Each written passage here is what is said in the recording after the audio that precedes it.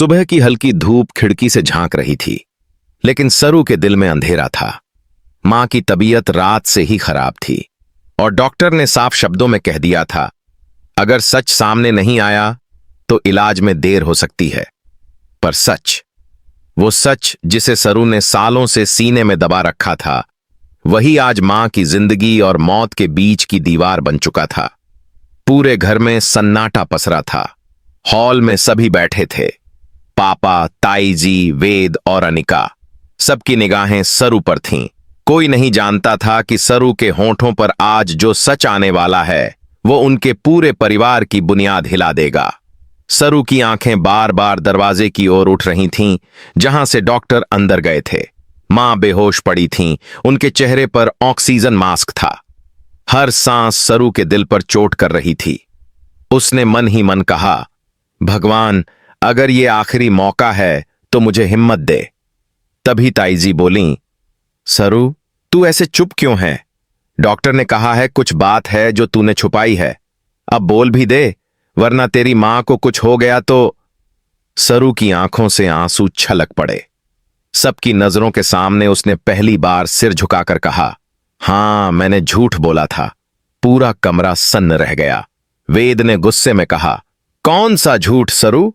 क्या तू ये कहना चाहती है कि जो हुआ वो सब तू जानती थी? सरू ने कांपते होंठों से कहा, हां, मुझे सब पता था। उस रात क्या हुआ था, कौन जिम्मेदार था, सब कुछ। अनिका के चेहरे पर हवाइयां उड़ने लगीं। वो तुरंत बोली, झूठ। सरू फिर से ड्रामा कर रही है। लेकिन सरू अब टूट चुकी थी। उसने कहा, ड्रामा नहीं, सच्चाई है अनिका दी।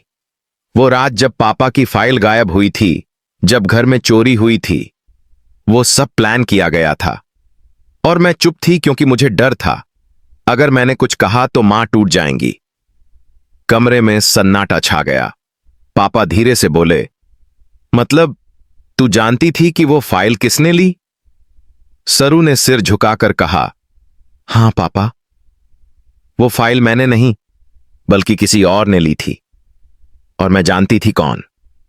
अनिका ने गुस्से में कहा, फिर नाम क्यों नहीं लेती? किसकी बात कर रही है? सरू ने कांपती आवाज में कहा, वो तुम थीं, अनिका दी। कमरा जैसे जम गया। अनिका की आंखें फैल गईं और बाकी सबके होंठ सूख गए। वेद ने कहा, क्या कह रही है तू सरू?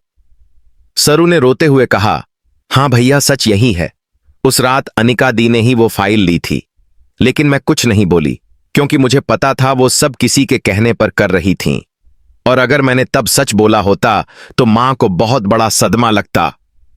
अनिका गुस्से में चीख पड़ी, सरू झूठ बोल रही है, मैं ऐसा कुछ नहीं कर सकती। लेकिन सरू की आवाज अब स्थिर थी। उसने कहा, नहीं दी, आप कर सकती थीं, क्योंकि वो सब आपकी शादी रोकने के लिए किया गया था, और जिसने आपको ऐसा करने पर मजबूर किया वो था वेद। वेद के चेहरे पर हैरानी और गुस्सा एक साथ उभरा। क्या बकवास कर रही है तू? सरू बोली, बकवास नहीं, सच।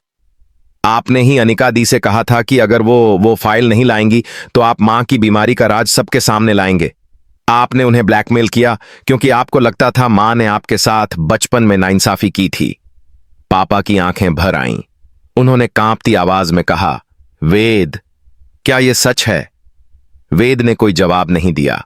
उसकी आंखें झुक गईं। अब सबकी निगाहें सरू पर थीं। उसने कहा, मैंने सब देखा था, सुना था, लेकिन चुप रही, क्योंकि मां की कसम थी मुझे। मां ने कहा था, कभी ऐसा कुछ मत कहना जिससे घर टूट जाए। इसलिए मैंने चुप्पी साध ली। लेकिन आज जब मां की जान पर बनी है तो मैं अब नहीं रुक सकती। अनिका की आंखों से आंसू बहने लगे। उसने धीरे से कहा, सरू, तूने इतना बड़ा बोझ अकेले उठाया? सरू ने कहा, हां दी, क्योंकि मैं डरी हुई थी, लेकिन अब नहीं। अब मुझे डर नहीं लगता। मां की जान सबसे जरूरी है, और अगर सच बोलने से कोई भी रिश्ता टूटता है तो टूट जाए, लेकिन मैं मां को खो नहीं सकती। कमरे में सन्नाटा था, पर माहौल में एक गहरी सच्चाई गूंज रही थी। डॉक्टर बाहर आए और बोले, किसी ने मां को यह बताया कि आप सब झगड़ रहे हैं? मरीज को अब सिर्फ शांति चाहिए। सरू दौड़कर मां के पास गई। उसने मां का हाथ थाम लिया और फुसफुसाई, मां, मैंने सब बोल दिया, अब कुछ नहीं छुपा। मां की पलकों में हलचल हुई। वो धीरे धीरे मुस्कुराई और आंखों से इशारा किया, शाबाश। सभी हैरान थे, लेकिन उस पल सरू ने जो किया उसने उसे डर से आजाद कर दिया। पहली बार उसने अपने दिल का बोझ उतार फेंका था। वेद अब चुप था। उसके चेहरे पर पछतावा साफ दिख रहा था। अनिका भी रो रही थी। पापा ने धीरे से कहा, शायद आज पहली बार इस घर में सच बोला गया है। कमरा भले ही भारी था, लेकिन हवा में राहत थी, एक सच्चाई की राहत। सरू ने मां का हाथ थामे हुए कहा, अब सब ठीक होगा मां, अब कोई झूठ नहीं रहेगा। कमरे में जैसे हवा थम गई थी। सरू की आवाज अब भी सबके कानों में गूंज रही थी, अब कोई झूठ नहीं रहेगा। पर सच्चाई बोलने की कीमत इतनी भारी होगी, यह उसने भी नहीं सोचा था। मां के कमरे के बाहर सबके बीच एक अनकहा तूफान उठ चुका था। वेद अब चुप नहीं रह सका। वह गुस्से में सरू के पास आया और बोला, तूने ये क्या किया सरू? तू जानती भी है तूने क्या किया है? सरू ने धीरे से कहा, मैंने वही किया जो सही था भैया। मां की जान बचाने के लिए जो सच छुपा था वो बोल दिया। वेद ने तिलमिलाते हुए कहा, सच? तू इसे सच कहती है? तूने पूरे परिवार को सबके सामने शर्मिंदा कर दिया। अनिका ने बीच में कहा, वेद, अब बहुत हुआ। तू ही था जिसने मुझे मजबूर किया था वो सब करने के लिए। तूने ही मुझे धमकाया था।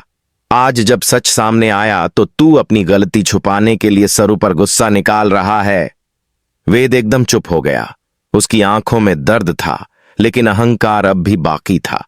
उसने बस इतना कहा, मैंने जो किया हालात ने करवाया। सरू ने कहा, नहीं भैया, हालात नहीं, नफरत ने करवाया। मां ने जो फैसला लिया था बचपन में वो सबके भले के लिए था, लेकिन आपने उसे अपने खिलाफ समझ लिया। वेद की आंखों में आंसू आ गए। उसने पापा की ओर देखा जो अब तक चुपचाप बैठे थे। पापा की आंखों में भी नमी थी। उन्होंने कहा, वेद, तूने अगर उस वक्त मुझसे बात की होती तो ये दिन नहीं देखना पड़ता। वेद झुक गया। उसने पहली बार महसूस किया कि उसकी गलतफहमी ने सबका चैन छीन लिया था। इसी बीच मां के कमरे से डॉक्टर बाहर आए। उन्होंने कहा, मरीज की हालत थोड़ी स्थिर है, लेकिन उन्हें अब सिर्फ शांति और सुकून की जरूरत है। तनाव बिल्कुल नहीं होना चाहिए। सरू तुरंत अंदर गई। मां की आंखें खुली थीं। उन्होंने सरू का हाथ थाम लिया और धीमी आवाज में कहा, बेटा, तूने बहुत बड़ा काम किया है। अब जो भी हो पीछे मत हटना। सरू की आंखों से आंसू गिर पड़े। मां, मैंने सबको बता दिया, अब सब जान गए हैं, लेकिन मुझे डर है कि सब कुछ बदल जाएगा। मां ने मुस्कुराकर कहा, सच हमेशा कुछ बदलता है सरू, लेकिन वही बदलाव सही होता है जो दिल से आता है। उसी वक्त अनिका और वेद भी कमरे में आए। अनिका ने मां के पैरों पर सिर रख दिया और रोते हुए कहा, मां, माफ कर दीजिए, मैंने बहुत बड़ी गलती की। मैं डर गई थी, वेद की बातों में आ गई थी। मुझे लगा अगर मैंने मना किया तो घर टूट जाएगा। मां ने उसके सिर पर हाथ रखा।